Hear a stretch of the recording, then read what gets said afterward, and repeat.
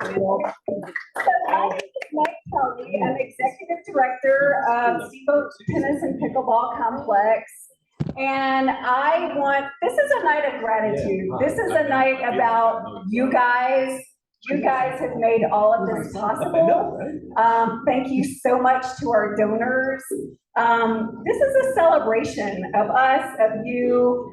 We kept asking, or rather Becky kept asking, and you always said yes. So what you've enabled us to do is complete phase 1 of our expansion project. Man, thank you so much. We've got 4 brand new tennis courts. We've got 8 brand spanking new pickleball courts. We've got 26 more parking spaces. So if you know how parking used to be, we used to park across Pine Grove. So just having 26 more parking spaces is huge. And honestly, look around, look where we are. This is amazing. And this would not be possible without you guys. So thank you for your generosity, your belief in us, for playing. You've united our community with fun. We all come here to have fun, and what an important value to bind our community together. Thank you. So before I leave, Maz is going to tell you guys a little bit about the history of how we got where we are. And then Becky Lamb, our chair of our fundraising committee, is gonna thank everyone and kind of tell us where we're going.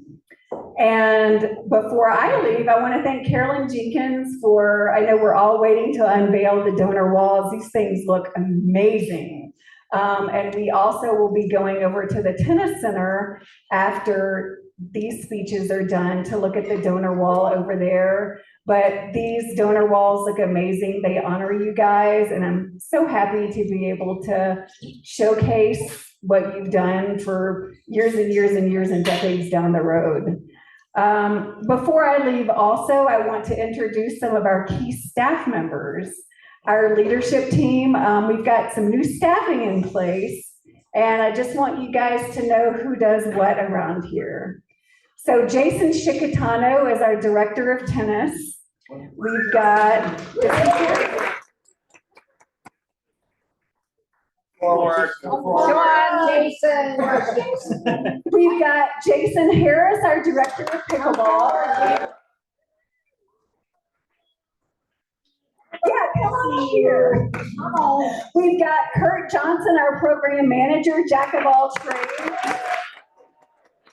We've got Britt Havard, our director of development.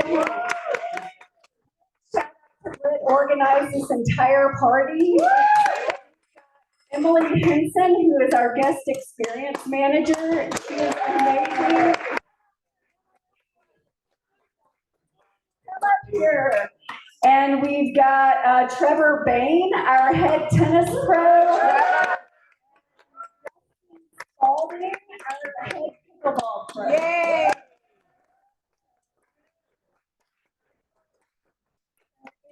We have an awesome team, and without you guys, we couldn't do what we do best.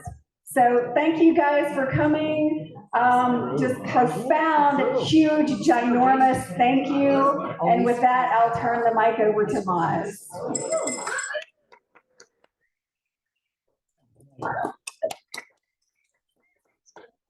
It all started in a 20,000 watt radio station in Upper Minneapolis. That's a different show. It started many years ago. Debbie was just looking up. We first started having a meeting of some people. We hadn't even formed Court Sports for Life, the entity that manages this, back in January of 2019. And at that time, it was sort of out of reach even to put a little mini bubble at the end of the tennis bubble that might have 4, maybe 5 courts that you could only get to by walking through all the tennis courts and interrupting everyone there. And even that seemed out of reach at that time.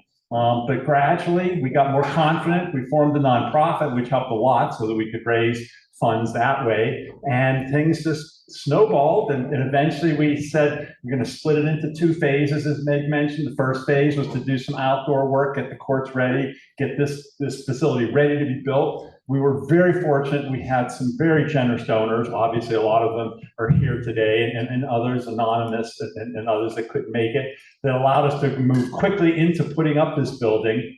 And here we are.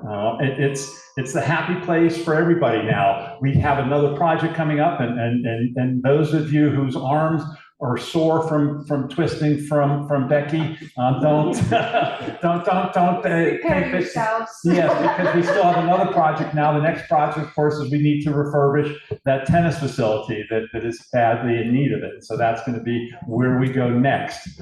I want to thank everybody here, not just those that gave financially, but so many people gave their time and their expertise. Okay, obviously, you probably encountered Becky at some point in the work that she did, and the rest of the committee that was, the capital campaign committee there. But Jeff Temple was very instrumental in helping us get this building built.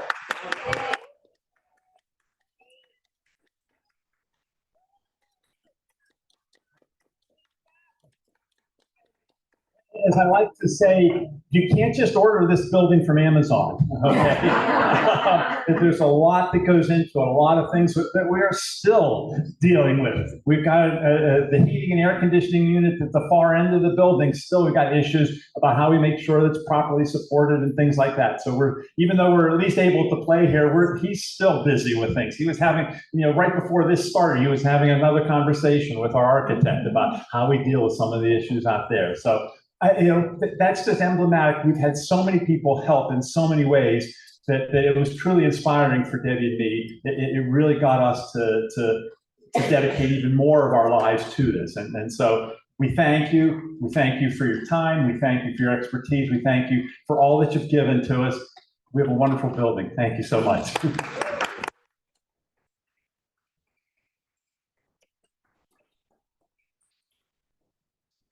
Well, I think I won't.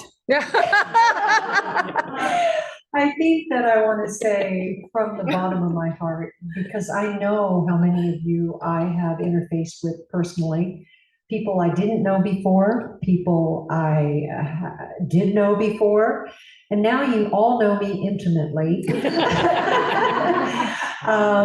Your generosity astounds me. First of all, meeting with people on a personal level, you find out so much about them. And the generosity of this community transcends any capital campaign that I've ever been involved with before. I can honestly say that. It was stunning to see how people stepped up and stepped forward. And of course, always will, I'm sure. I do want to say, and I think Meg did mention this, the people on this wall stepped up in a big way.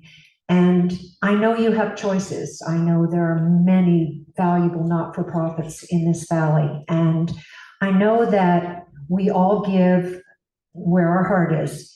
So it is clear that with the wonderful staff, the wonderful everything about this campus, there was a vibe that said, let's make it even better. Let's move it forward into the future.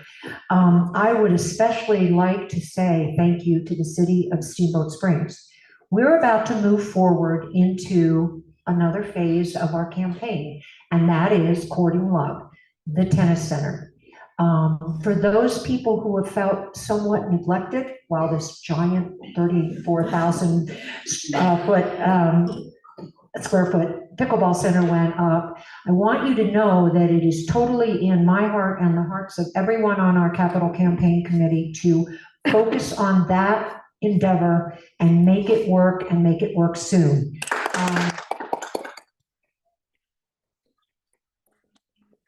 I will say that the city has given us a substantial contribution toward the new membrane for the tennis center, and we are so grateful for that. It's a big leg up.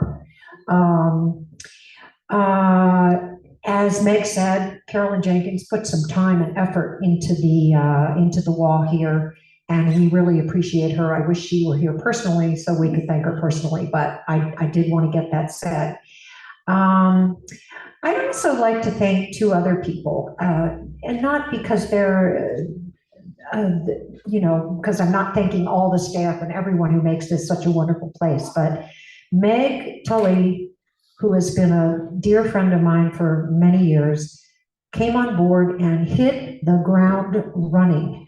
This place has never been run this smoothly, if I may say so. That's my opinion. And also Britt Habbard, who's now our Director of Marketing and Development, who also hit the ground running. And I know that they as a team will be amazing, and I know that my job will be far better and happier with Britt on board as our Director of Development and Marketing. This event is an opportunity to remind you that the tennis center does have a major renovation ahead. And if you're looking for a way to perhaps avoid taxes at year end,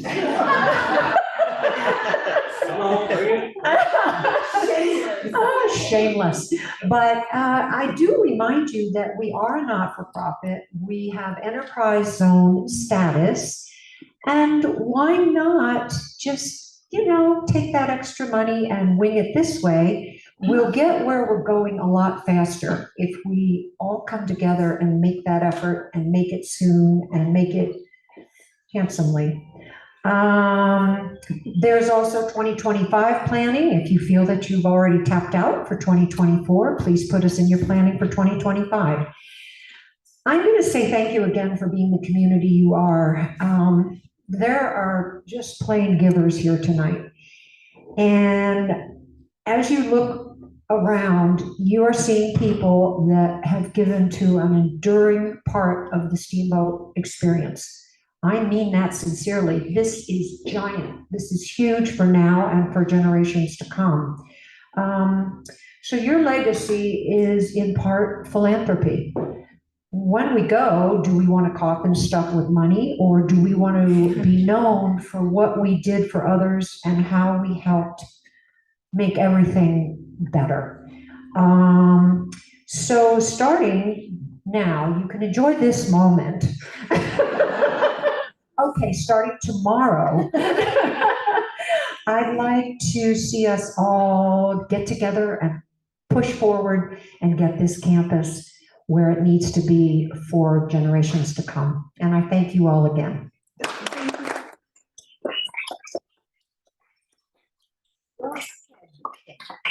Good job. Good job. I know. Drum roll, please. I gotta get Ashley from the cross now, like later. Finally. If you want to move this way. Yeah, no, I've been You want to move this way to the wall? so it's perfect. Yes, well, yes.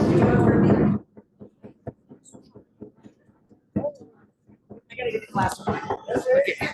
Wait a second. Thank you. Thank you. 7, 6, 5, 4, 3, 2, 1.